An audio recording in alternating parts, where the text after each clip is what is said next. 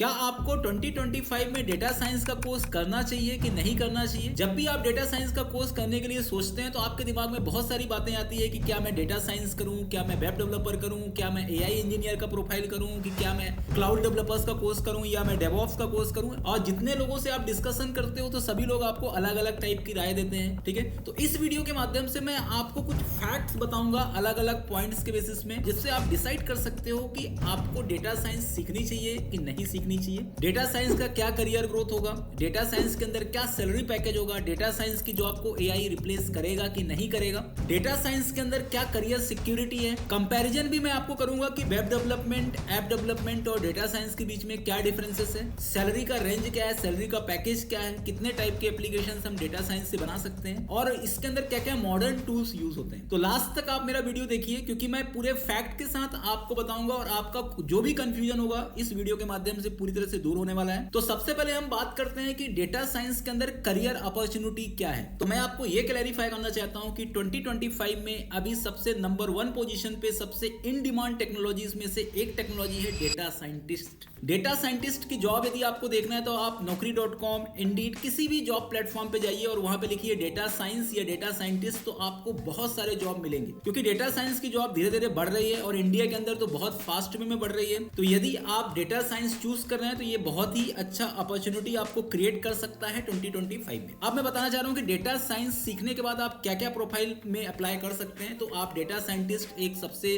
Genuine profile है, data analyst profile भी इसी का ही एक इक्विवेलेंट प्रोफाइल है, machine learning engineer, AI specialist, data engineer. अब सबसे खास बात ये होती है कि जैसे आप वेब डेवलपमेंट करते हो या ऐप डेवलपमेंट करते हो तो आप आईटी कंपनी के अंदर ही आप जॉब सर्च कर सकते हो, लेकिन डेटा साइंटिस्ट की जो जॉब प्रोफाइल होती है वो अलग अलग सेक्टर्स में होती है। यदि आप मैकेनिकल इंजीनियर हो तो बहुत सारे मैकेनिकल इंडस्ट्री के अंदर भी आप अप्लाई कर सकते हो। आप अलग अलग टाइप, मतलब केमिकल इंजीनियर हो, आपका यदि अलग अलग टाइप का स्पेशलाइजेशन है तो उस स्पेशलाइजेशन को यूज करते हुए भी आप अलग अलग टाइप के कंपनी में अप्लाई कर सकते हो। Health care, finance, retail, manufacturing, ठीक है, ये सभी टाइप के इंडस्ट्री के अंदर डेटा साइंटिस्ट की रिक्वायरमेंट है। सेकंड नंबर का जो पॉइंट है वो ग्रोथ एंड सैलरी से रिलेटेड है। जब भी हम कोई भी टेक्नोलॉजी करते हैं तो सबसे पहले हमारे दिमाग में ये होता है कि उस टेक्नोलॉजी का ग्रोथ क्या होगा, मतलब हमारा पैकेज क्या होगा। तो मैं आपको ये भी क्लैरिफाई करना चाहता हूं कि मोबाइल ऐप डेवलपर्स के एवरेज सैलरी से 2 टाइम्स और वेब डेवलपर्स के एवरेज सैलरी से 3 टाइम्स बेटर सैलरी आपको डेटा साइंस में मिलेगी। मैं एवरेज सैलरी की बात कर रहा हूं, मैं आपको मैक्सिमम सैलरी की तो बात ही नहीं कर रहा हूं। इंडिया के अंदर एवरेज डेटा साइंस की सैलरी है 10 लाख और मैक्सिमम सैलरी यदि आप बहुत अच्छे कॉम्प्लेक्स लेवल के प्रॉब्लम सॉल्विंग्स यदि आपके पास है, आपको एआई मॉडल्स जनरेशन आता है, ठीक है, मतलब आपको कॉम्प्लेक्स एल्गोरिथम्स आता है या आपको अच्छा खासा डेटा साइंटिस्ट का नॉलेज है, तो आप 28 lakh per annum average salary है एक्सपीरियंस प्रोफाइल के लिए इंडिया के अंदर। और यदि आप फॉरेन की बात करें तो फॉरेन के अंदर तो ये 3 टाइम्स या 4 टाइम्स और ज्यादा हो सकते हैं, इसलिए आपको बहुत अच्छा करियर अपॉर्चुनिटी है, बहुत अच्छी सैलरी ग्रोथ है डेटा साइंस के अंदर। अब हम बात करते हैं कि डेटा साइंस बनने के लिए आपको क्या सीखना चाहिए। ऐसा तो नहीं, बहुत सारे लोग जैसा बोलते हैं कि डेटा साइंस बहुत टफ है, आप नहीं सीख सकते हो, ऐसा बिल्कुल नहीं है। या वो ये भी बोलते हैं कि आपको मैथ यदि पहले नहीं आता है तो आप डेटा साइंस नहीं सीखते। देखो, डेटा साइंस का जो मैथ है ना वो पूरी तरह से अलग है और उस समय यदि आपको मैथ नहीं भी आता है तो अभी भी आप मैथ सीख सकते हो। हाँ, ये बात बिल्कुल सही है कि मैथमेटिकल स्किल्स आपको आनी चाहिए, ठीक है, आपको लीनियर अलजेब्रा का नॉलेज होना चाहिए, आपको स्टैटिस्टिक्स का नॉलेज होना चाहिए, आपको मैट्रिक्स का नॉलेज होना चाहिए, आपको डिटरमिनेंट का नॉलेज होना चाहिए, ट्रिग्नोमेट्री का नॉलेज होना चाहिए, लॉगरिथमिक्स इक्वेशंस का नॉलेज होना चाहिए, ठीक है, लीनियर इक्वेशन का नॉलेज होना चाहिए। तो ये सभी चीजें जो मैथ के टॉपिक्स हैं, ये टॉपिक्स यदि आपने पहले नहीं सीखा तो अभी आप सीख सकते हैं। अब मैं बात करता हूं प्रोग्रामिंग लैंग्वेज में, तो सबसे popular programming language data science के लिए है पाइथन लैंग्वेज। आर लैंग्वेज भी आप सीख सकते हैं, एसक्यूएल आपको सीखना होगा, ठीक है। इसके अंदर टूल्स का भी बहुत डिमांड होता है, आपको बिग डेटा प्लेटफॉर्म्स का नॉलेज होना चाहिए, डेटा विजुअलाइजेशन टूल्स का आपको नॉलेज होना चाहिए, जैसे पावर बीआई हो गया या टैबलू हो गया। साथ में आपको डेटा साइंस की library NumPy, SciPy, Matplotlib, pandas, Scrapy, okay, machine learning के भी कुछ लाइब्रेरी जैसे पायटॉर्च हो गया, ठीक है, मशीन लर्निंग के अंदर साइकिट लर्न हो गया, इनका नॉलेज आपको होना चाहिए।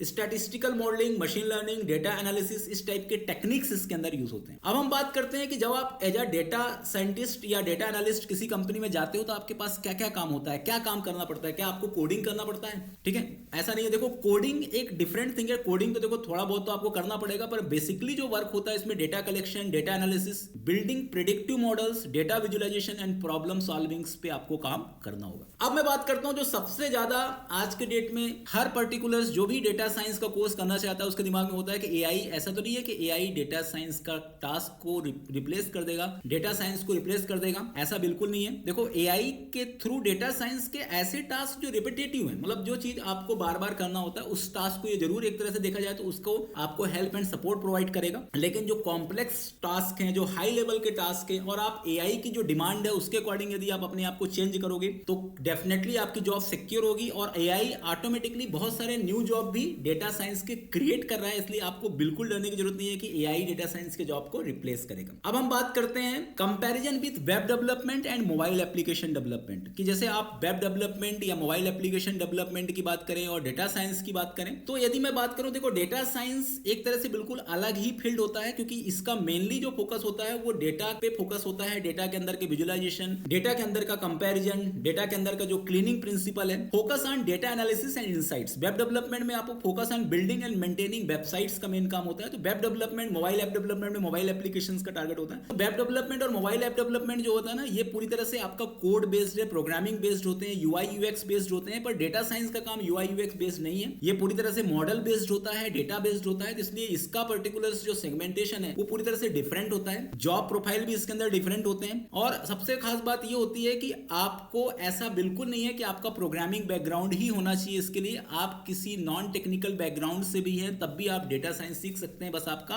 एनालिटिकल स्किल्स और मैथमेटिकल स्किल्स अच्छी होनी चाहिए। अब हम बात करते हैं कि कितने टाइप्स के एप्लीकेशंस डेटा साइंस में बनते हैं। तो आप business intelligence, health care, finance, retail, manufacturing, इन सब के प्रिडिक्टिव मॉडल्स आप बना सकते हो। क्वालिटी कंट्रोल के लिए यूज होता है, रिकमेंडेशन सिस्टम बनता है, स्टॉक प्रिडिक्शंस होते हैं। जैसे आपको डायग्नोस्टिक, हेल्थ केयर में पेशेंट केयर और डायग्नोस्टिक एप्लीकेशंस भी हम डेटा साइंस के थ्रू मैनेज कर सकते हैं। अब बात आती है कम्युनिटी सपोर्ट्स की, कि ऐसा तो नहीं है डेटा साइंस लिमिटेड लोग ही सीख रहे हैं, ठीक है। कुछ लोगों को ऐसा फील होता है कि डेटा साइंस की लिमिटेड जॉब है, लिमिटेड लोग ही हैं, डेटा साइंस का जो करियर है वो कुछ ही दिनों का है। कुछ ऐसे भी मार्केट के अंदर भ्रांतियां हैं। तो आपको फैक्ट्स पे जाना है कि कम्युनिटी सपोर्ट्स की यदि मैं बात करूं तो आप बहुत सारे ऑनलाइन फोरम्स हैं, आप स्टैक ओवरफ्लो, रेडिट, गिटहब, इनके अंदर जाकर के डिस्कशन कर सकते हो और देख सकते हो कि डेटा साइंस के अंदर क्या करियर अपॉर्चुनिटी है। प्रोफेशनल नेटवर्क्स में आप लिंक्डइन में भी जाकर चेक कर सकते हो, बहुत सारे ग्रुप्स आपको डेटा साइंस के मिलेंगे, डेटा साइंस के मीटअप्स भी आपको बहुत सारे मिलेंगे। ओपन सोर्स कंट्रीब्यूशन है, participating in open source projects community के अंदर भी आप पार्टिसिपेट कर सकते हो। आप गूगल में जाकर के सर्च कर सकते हो data science open source community, बहुत सारे कम्युनिटी आपको मिलेंगे, ठीक है। तो इससे आपको एक फैक्ट मिलेगा कि data science is not limited. Data science का जो ग्रोथ है वो बहुत तेजी से बढ़ रहा है, मतलब 30% हायर ग्रोथ है as compare to other sectors. इसलिए यदि आप आईटी के अंदर डेटा साइंटिस्ट में जाते हैं तो आपको बहुत ही इन डिमांड अपॉर्चुनिटी